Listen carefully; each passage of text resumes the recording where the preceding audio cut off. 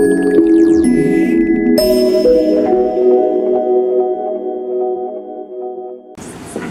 we take another step in the decades-long process of dismantling segregation, bias, and discrimination as we elect Commissioner Cho to be President and Commissioner Hasegawa to be Vice President.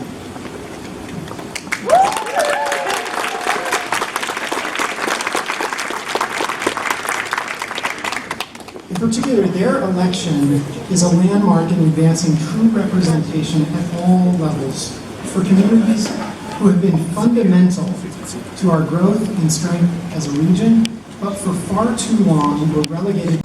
I'm extremely honored to say a few words about my really good friend Sam Cho.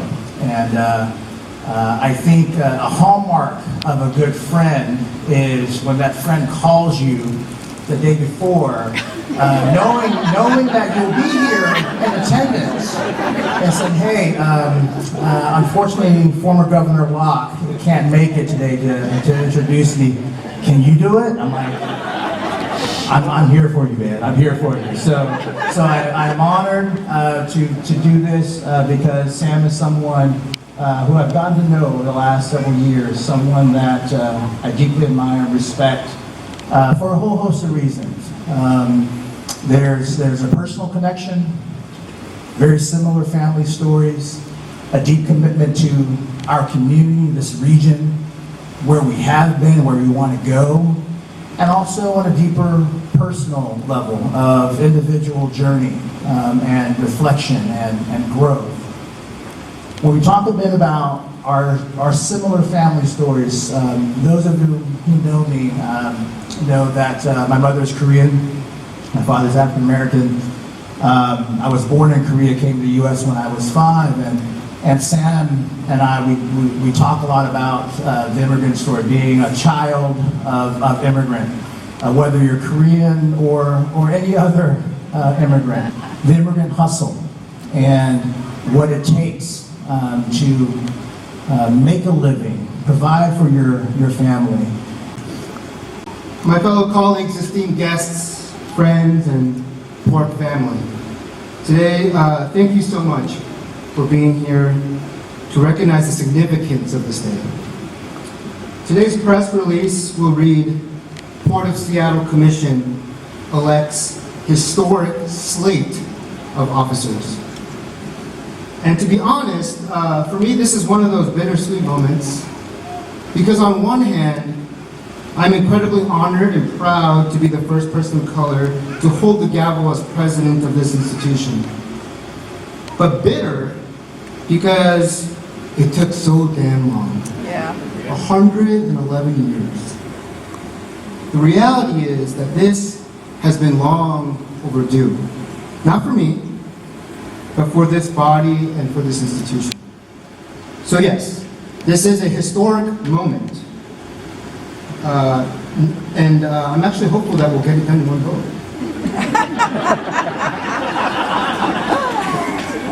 Sorry, I had to throw that in. For so many years, this seat of power was occupied by older white men who saw this as more of a retirement gig than an agent for change and empowerment. But I can definitively say today that we have turned a corner, and that is no longer the status quo. As historic as today may be, Martin Luther King Jr. once said, "We are not makers of history, we are made by history."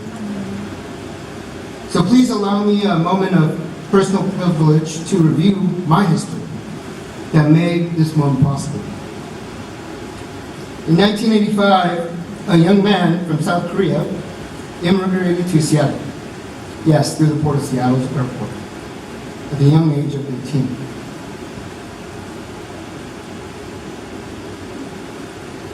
While attending the University of Washington, he'd go back and forth to Korea to visit his family, where he'd eventually meet and fall in love with a young lady.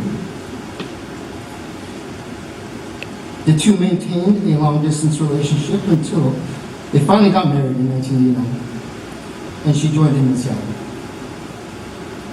Not long after, they had their first son, me, in 1990. Having not finished his degree at the University of Washington, but realizing that he had to provide for his family, my dad dropped out and went into the family business of dry cleaning. Growing up, my mom would occasionally remind me that my dad's dream was simply to get my brother and I through college without having to worry about anything. Something he never got to do himself. Now, dry cleaning wasn't glamorous work, it wasn't sexy, but it was an honest day's work. It was an honest day's work with an honest day's wage. It was an honest day's wage that meant an honest day's living, and a living that allowed for a family to find sustenance. But one day, my dad was approached by one of his customers with a new business opportunity, one that he believed could change his life and our family's life. So he took the chance. He sold the dry cleaner for $50,000, and he pursued this new opportunity. To this day, my biggest regret is not asking him what went through his head when he took that risk. Now, fortunately, his entrepreneurial spirit did find success, and he was able to achieve his dream of putting my brother and I through college. But little did he know that his sons would go on to achieve far more than that. And the rest, as they say, is history.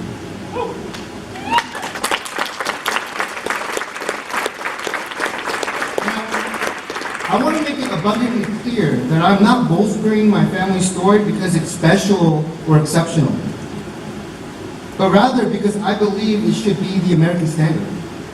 For every one family story like mine, there are thousands of variations out there pursuing their version of the American dream. Whether you're an immigrant family from Somalia, pursuing your own version of the American dream, or a Jewish family that fled the Holocaust, or a Japanese-American family with deep roots in this country, but was still unjustly incarcerated during the World War. We all have our own history that made us and led us to this moment. As a port, we have so many families that come through Seattle-Tacoma International Airport with luggage in one hand and their version of the American dream in the other. The cynics may say that the American dream is dead. Well, they can come ask me about it. They can ask Tush Kazakawa about it. They can ask Hamdi Muhammad about it. The American dream is very much alive.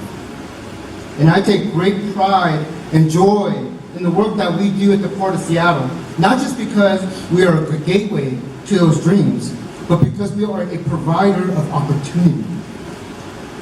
In the words of the Port mission, the Port exists to keep the American dream alive, not just for immigrant families, but for any family that calls this region home. Whether it is by creating jobs on the farm. All right, my remarks on this are going to be really simple.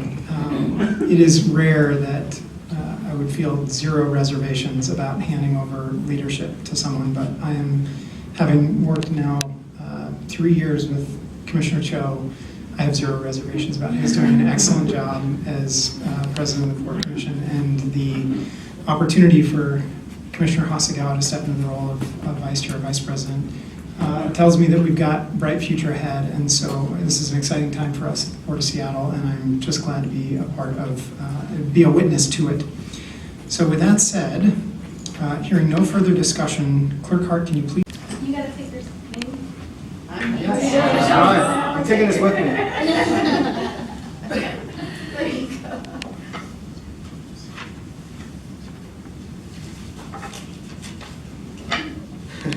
Where's Fred going? That's anybody's question.